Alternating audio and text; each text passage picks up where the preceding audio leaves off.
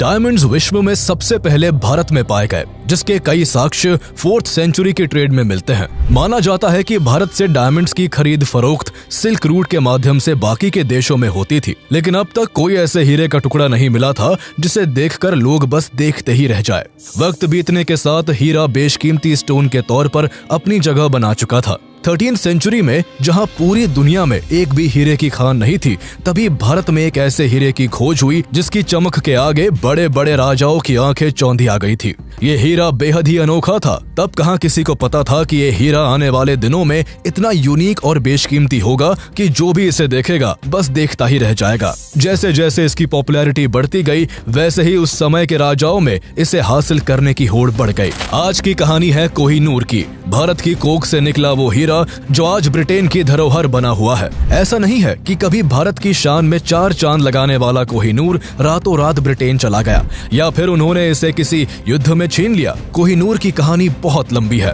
भारत में एक रजवाड़े से होते हुए दूसरे रजवाड़े की सैर करते हुए फाइनली ये हीरा ब्रिटिश क्राउन को सो कॉल्ड गिफ्ट के तौर पर दे दिया गया था। यहाँ एक और बड़ी मजेदार बात यह है कि मुगल सल्तनत के ताजो तख्त से होते हुए क्वीन विक्टोरिया के सर का ताज बनने तक के सफर में इस हीरे को कभी खरीदा या बेचा नहीं गया। शायद इसी वजह से आज तक ये हीरा बेशकीमती माना जाता रहा है। पर कोहिनूर की एक अपनी कहानी रही है। इसकी चमक में कई लोगों का खून लगा हुआ है और इसकी चाहत के कई किस्सों से दुनिया आज तक बेखबर है। तो चलिए आपको ले चलते हैं कोहिनूर की चमकीली कहानियों में और आपको बताते हैं इसके वो किस्से जो इसकी चमक के पीछे गुम हो गए हैं। The Indian government has said it would make all possible efforts to get back the priceless Kohinoor diamond that is part of the Queen Mother's crown. Malik Kafur ने उस मंदिर को डिस्ट्रॉय करके वहां से लिया है। This incredible jewel has not just been passed down through generations. It's stolen. It's been fought over. It's gone through all manner of chicanery and skullduggery to get it to its current point. For a diamond, are you ever going to return that? I don't think. But accepting the fact that the diamond was taken away by force. Give it back to India. I don't see why an Indian child from India has to travel all the way to the UK to look at it and just pay for it. Kohinoor के origin के बारे में कई तरह की कहानियां प्रचलित है। ऐसी ही एक कहानी के अनुसार इस हीरे को करीब 5000 साल पहले जामवंत जी ने भगवान श्री कृष्ण को दिया था। महाभारत काल में इस हीरे को स्यनमंतक मणि के नाम से जाना जाता था। लेकिन इसके बारे में कहानी यही खत्म नहीं होती। जहां कोहिनूर को महाभारत काल का बताया जाता है, तो वही ये भी कहा जाता है कि इस हीरे को 3200 साल पहले एक नदी में पाया गया था। खैर सच्चाई जो भी हो, लेकिन आज तक इस हीरे की ओरिजिन के बारे में एक्यूरेट और वैलिड इंफॉर्मेशन जुटाई नहीं जा सकी है। कोहिनूर अपने खोजे जाने के वक्त दुनिया का सबसे बड़ा डायमंड था और उसका कुल वजन 793 कैरेट्स के आसपास था। बाद में इस हीरे को कई बार तराशा गया है, जिसकी वजह से इसका वजन घटकर 105.6 कैरेट के आसपास रह गया है।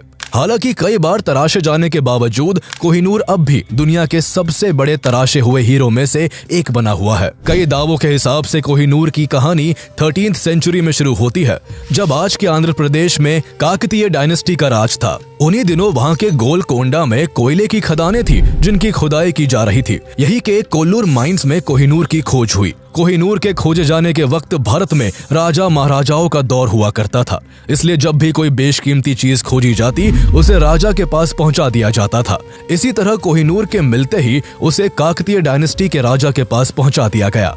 राजा इसकी सुंदरता और चमक से बेहद प्रभावित हुए और इस हीरे को उन्होंने अपनी कुल देवी भद्रकाली की बाई आंख में लगवा दिया। जल्दी ही इसकी चर्चा पूरे भारत में होने लगी और इसकी खबर दिल्ली सल्तनत के राजा अलाउद्दीन खिलजी के पास भी पहुंची। उन दिनों खिलजी अपने एम्पायर के एक्सपेंशन के बड़े सपने देख रहा था और भारत के दक्षिणी हिस्से में भी अपने राज्य का विस्तार करना चाहता था। कुछ महीनों बाद मलिक काफूर की कमांड में खिलजी की सेना ने काकतीय डायनेस्टी पर हमला कर कोहिनूर को लूट लिया, जिसके बाद कोहिनूर अलाउद्दीन खिलजी के पास आ गया और दिल्ली सल्तनत का हिस्सा बन गया। आगे चलकर खिलजियों को हराकर तुगलकों ने दिल्ली सल्तनत पर अपना कब्जा जमा लिया।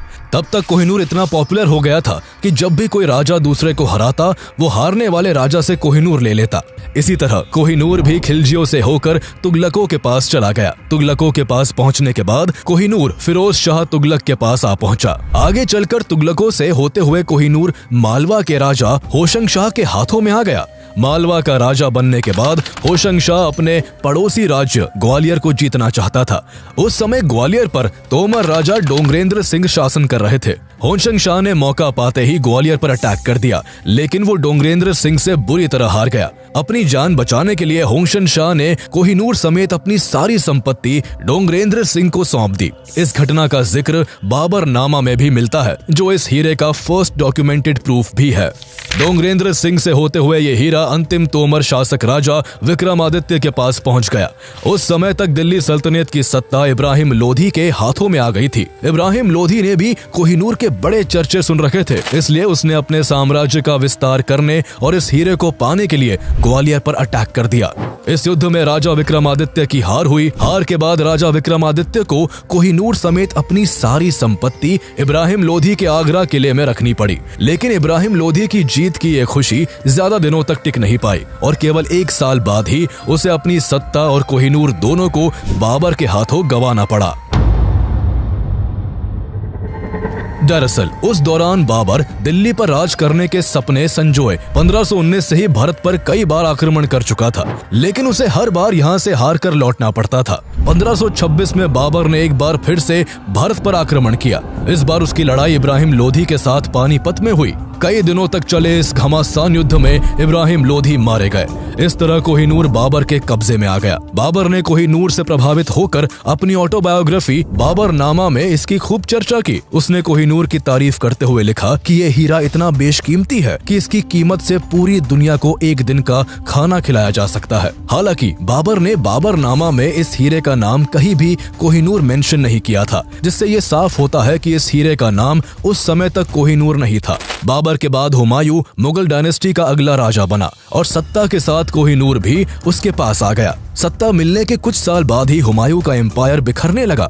उसके छोटे भाइयों ने ही उसके खिलाफ विद्रोह कर दिया, जिस कारण उसे अपना एम्पायर अपने भाइयों के बीच बांटना पड़ा। अपने भाइयों से निपटने के बाद उसने अपने एम्पायर को यूनाइट करना स्टार्ट ही किया था कि उस पर अफगान शासक शेर शाह सूरी ने अटैक कर दिया। 2 सालों में दोनों के बीच चौसा और कन्नौज में 2 बैटल लड़ी गई। दोनों ही बार हुमायूं को मुंह की खानी पड़ी और उसे अपना सब कुछ छोड़कर ईरान भागकर राजा तहमास्प के यहाँ शरण लेनी पड़ी। तहमास्प ने उसका स्वागत करते हुए कई सालों तक उसे अपने संरक्षण में रखा। उनके इस व्यवहार से खुश होकर हुमायूं ने कोहिनूर उनको उपहार में सौंप दिया। इस तरह कोहिनूर पहली बार भारत से बाहर ईरान पहुंच गया। ईरान के राजा तहमास्प के पास कोहिनूर लगभग 3 सालों तक रहा। इसके बाद कोहिनूर एक बार फिर से भारत लौट आया। जहां अब तक कई राजाओं ने कोहिनूर को हथियाने के लिए हजारों लाशें बिछा दी थी, तो वही राजा तहमास्प की इसमें कोई खास दिलचस्पी नहीं थी। इसलिए उन्होंने इसे अहमदनगर के राजा और अपने गहरे दोस्त निजाम शाह को गिफ्ट कर दिया, जो कोहिनूर के दीवाने थे। भारत आने के बाद कोहिनूर कुछ सालों तक निजाम शाह के पास रहा और फिर उनसे होते हुए गोलकुंडा के राजा कुतुब शाह के पास पहुंच गया। साल 1656 में ये हीरा किसी तरह कुतुब शाह के प्रधानमंत्री मीर जुमला के हाथ लग गया, जिसका इस्तेमाल उसने शाहजहां के करीब जाने के लिए किया। शाहजहां को आकर्षक चीजों का बहुत शौक था। इसी शौक के चलते उसने पीकॉक थ्रोन बनवाना शुरू किया। कहा जाता है कि इस पीकॉक थ्रोन को बनवाने में शाहजहां ने ताजमहल से भी 2 गुना खर्चा किया था। उसने सिंहासन में कई तरह के डायमंड, गोल्ड और बेशकीमती स्टोन्स लगवाए और कोहिनूर को इस थ्रोन के सबसे ऊपरी हिस्से में जगह दी। लेकिन उस सिंहासन पर शाहजहां ज्यादा वक्त तक नहीं बैठ पाया और आगे चलकर उसके ही बेटे औरंगजेब ने उसे अरेस्ट करवाकर जेल में डलवा दिया।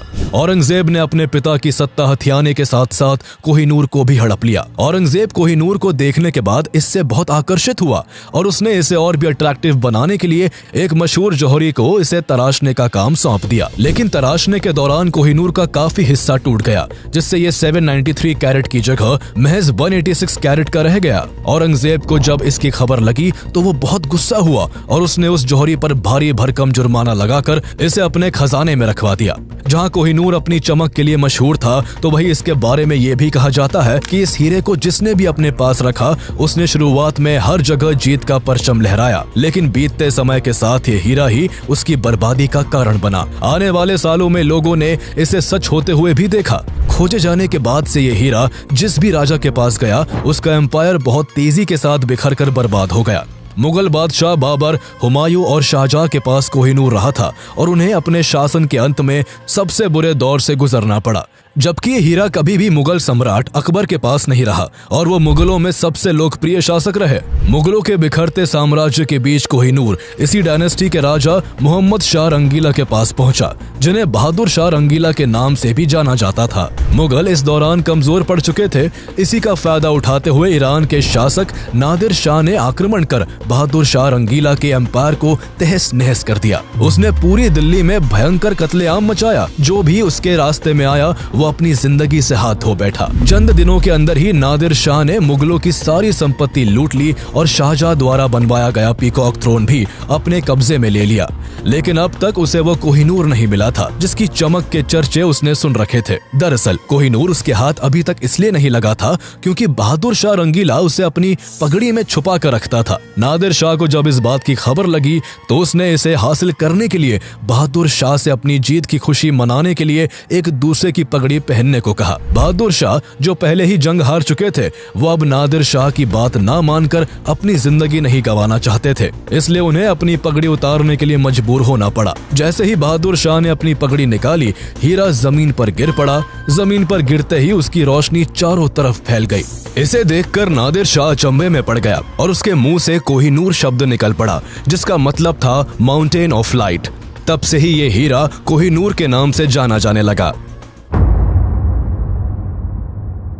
कुछ दिनों के बाद नादिर शाह भारत से कोहिनूर समेत बहुत सारी संपत्ति लूटकर अपनी सेना के साथ ईरान लौट आया। वक्त गुजर जाने के बावजूद उसका कोहिनूर को लेकर आकर्षण कम नहीं हुआ। वो कोहिनूर का इतना दीवाना था कि उसे हर वक्त अपनी नजरों के सामने रखना चाहता था। इसलिए नादिर शाह ने कोहिनूर को अपनी आर्म पर बांधना शुरू कर दिया। कुछ सालों तक तो सब ठीक चलता रहा, लेकिन फिर कोहिनूर ने नादिर शाह के एम्पायर पर भी अपना असर दिखाना शुरू कर दिया। उसकी जिंदगी इस कदर बर्बाद हुई कि अंतिम समय में वो अपना दिमागी संतुलन खो बैठा और अपने ही लॉयल बॉडीगार्ड्स पर शक करने लगा। इस शक के चलते उसने अपने सभी कमांडर्स को हटाकर उनकी जगह अहमद शाह दुर्रानी को कमांडर अपॉइंट कर अपने सभी पुराने कमांडर्स और बॉडीगार्ड्स को खत्म करने का आदेश दे दिया। लेकिन नादिर शाह की प्लानिंग की खबर उसके पुराने बॉडीगार्ड्स को लग गई, जिसके बाद सालार खान और मोहम्मद खान कजर नाम के 2 बॉडीगार्ड्स ने उसी रात नादिर शाह की हत्या कर दी। आगे चलकर नादिर शाह के फाइनेंशियल ऑफिसर मोहम्मद काजिम मारवी ने अलम अराय नादरी नाम से एक किताब लिखी,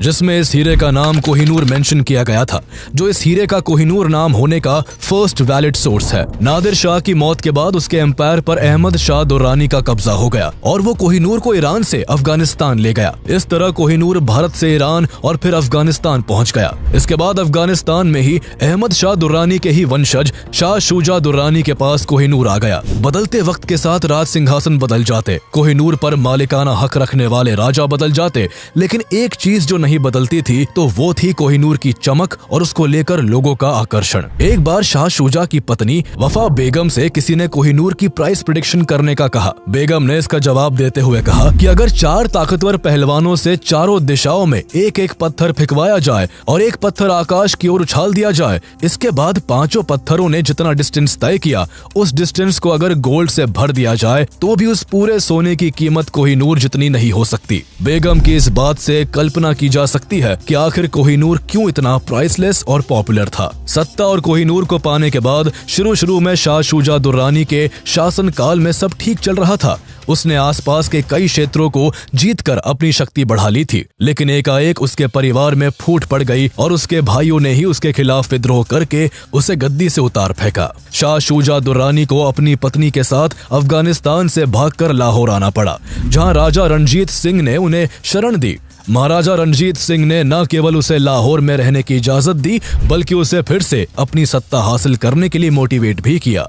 दोबारा सत्ता हासिल करने के क्रम में उसने अटक पर हमला किया, लेकिन उसे हार का सामना करना पड़ा। अटक के शासक जहानदाद खान ने उसे अरेस्ट कर लिया और श्रीनगर की जेल में बंद कर दिया। जैसे ही इसकी खबर महाराजा रणजीत सिंह को लगी, उन्होंने अपने कमांडर मुहक्कम चंद को उसे छुड़वाने के लिए कश्मीर भेजा, जिसके बाद मुहक्कम चंद उसे रिहा करवा कर लाहौर ले आए। महाराजा रणजीत सिंह द्वारा अपने हस्बैंड की जान बचाने से वफा बेगम बहुत खुश हुई और उन्होंने कोहिनूर महाराजा रणजीत सिंह को गिफ्ट के तौर पर दे दिया। महाराजा रणजीत सिंह सिख एम्पायर के राजा थे। उस समय भारत में अंग्रेजों की हुकूमत थी, इसलिए उनके घर कई अंग्रेज अफसरों का आना जाना लगा रहता था। कोहिनूर हासिल करने के बाद जब भी अंग्रेज अफसर उनके घर जाते, वो बड़ी शान से कोहिनूर को दिखाकर उसकी प्रशंसा किया करते थे। वो अक्सर दिवाली, दशहरा जैसे बड़े फेस्टिवल्स पर इसे अपने हाथ में बांधकर पब्लिक के बीच घूमा करते थे। कोहिनूर उन्हें इतना प्यारा था कि वो कई बार युद्ध के दौरान भी इसे अपने साथ ले जाया करते थे। शुरुआती दौर में जब कोहिनूर महाराजा रणजीत सिंह के पास आया था तो उन्होंने कई महत्वपूर्ण लड़ाई जीती थी, लेकिन ये उनकी जिंदगी में आने वाले भूचाल के पहले की शांति थी। वक्त के साथ साथ कोहिनूर महाराजा रणजीत सिंह पर भी अपना असर दिखाना शुरू कर चुका था। 1839 तक उन्हें कई बीमारियों ने घेर लिया था।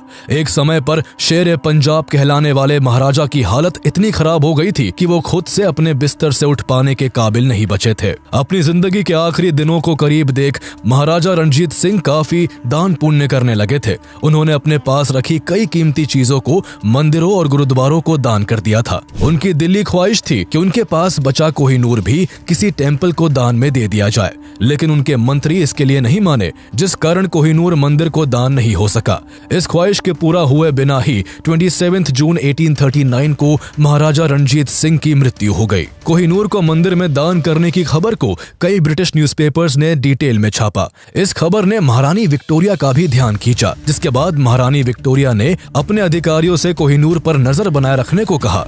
महाराजा रणजीत सिंह की मृत्यु के बाद उनके बेटे खड़क सिंह सिख एम्पायर के राजा बने, लेकिन उनके लिए इतने बड़े एम्पायर को अकेले संभालना मुश्किल हो रहा था। उनके करीबी लोग ही उनके खिलाफ साजिश रच रहे थे।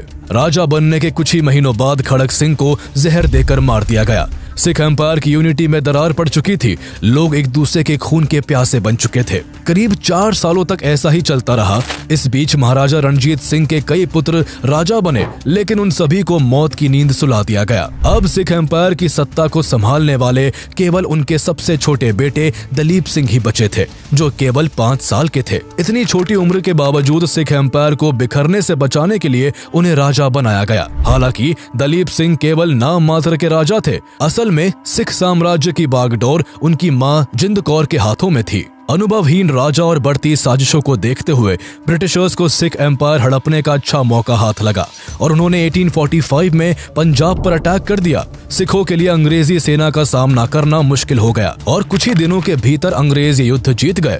इसके बाद अंग्रेजों ने सिख एम्पायर से कश्मीर भी छीन लिया। इसके 4 साल बाद 1849 के शुरुआती महीने में ब्रिटिशर्स ने फिर से सिख एम्पायर पर हमला कर दिया। कमजोर पड़ चुके सिख एम्पायर की सेना जल्द ही पीछे हटने पर मजबूर हो गई और 29 मार्च 1849 को अंग्रेजों ने लाहौर फोर्ट पर अपना कब्जा जमा लिया। अंग्रेजों ने सिखों के सामने लाहौर ट्रीटी का प्रपोजल रखा, जिसे उन्हें मजबूरन एक्सेप्ट करना पड़ा। इस ट्रीटी के बाद ब्रिटिशर्स ने महाराजा दलीप सिंह को 50,000 पाउंड की एनुअल पेंशन देने की घोषणा की, जिसकी कीमत आज करीब 65 करोड़ रुपए होती है। इसके बाद अंग्रेजों ने उनकी मां जिंद कौर को जेल में डालकर दलीप सिंह को महारानी विक्टोरिया के पास लंदन भेज दिया। इस तरह अंग्रेजों ने सिख एम्पायर की बिखरी सत्ता के एक होने की आखिरी उम्मीद को भी हमेशा के लिए खत्म कर दिया।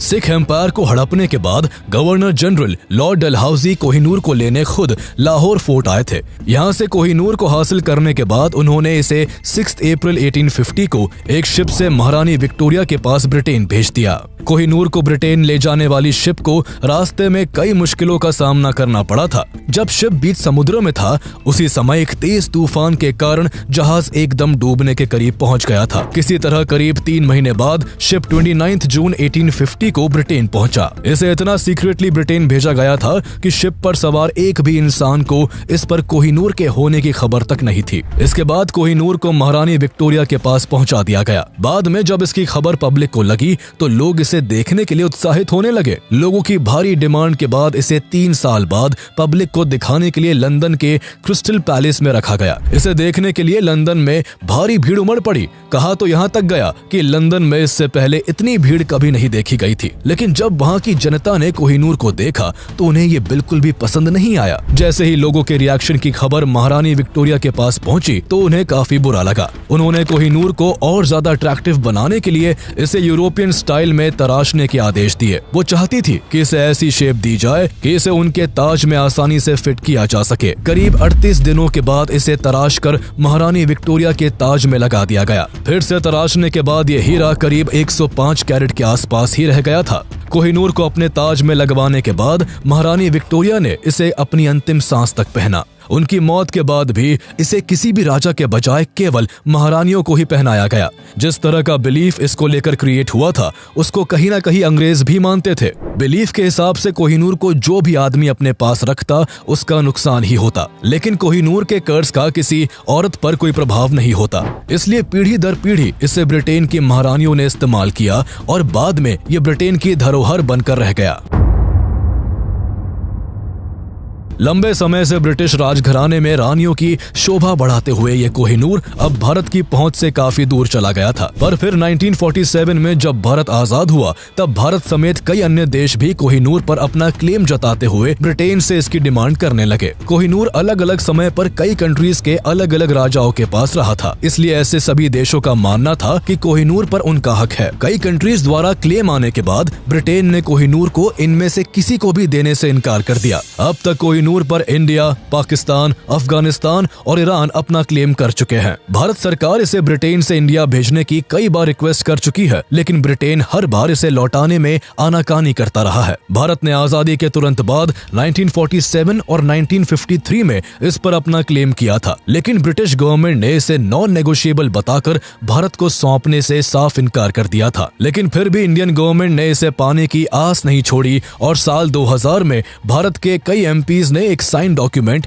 ब्रिटेन को भेजकर कोहिनूर को वापस भारत को लौटाने की मांग की। लेकिन हर बार की तरह इस बार भी भारत को निराशा ही हाथ लगी। ब्रिटेन ने ये कहते हुए भारत की इस मांग को ठुकरा दिया कि कोहिनूर अलग अलग समय में अलग अलग देशों का हिस्सा रहा है, लेकिन अब ये करीब 150 सालों से ब्रिटिश हेरिटेज का हिस्सा है, इसलिए इसे भारत को नहीं लौटाया जा सकता है। इस घटना के 15 साल बाद 2015 में शशि थरूर को एक स्पीच के लिए ऑक्सफोर्ड यूनिवर्सिटी बुलाया गया। उस स्पीच में उन्होंने 200 सालों में भारत से लूटी गई संपत्तियों के लिए ब्रिटिशर्स को खूब क्रिटिसाइज किया था। इस दौरान उन्होंने कोहिनूर और अन्य भारतीय धरोहरों का भी जिक्र किया जो अब ब्रिटेन के पास है। इसके एक साल बाद 2016 में एक एनजीओ ने सुप्रीम कोर्ट में एक पिटीशन फाइल की, जिसमें भारत सरकार से ब्रिटेन द्वारा चुराए गए कोहिनूर को वापस भारत लाने के बारे में कई सवाल पूछे गए थे। बाद में जब इस केस की हियरिंग हुई तो उसमें इंडियन गवर्नमेंट को सॉलिसिटर जनरल रंजीत कुमार ने रिप्रेजेंट किया था। हियरिंग में उनका कहना था कि ब्रिटेन ने कोहिनूर को सिख एम्पायर के राजा दलीप सिंह से एक ट्रीटी के तहत हासिल किया था। उनके इस तर्क के आधार पर सुप्रीम कोर्ट ने ब्रिटेन द्वारा कोहिनूर को चोरी करने की बात को खारिज कर दिया।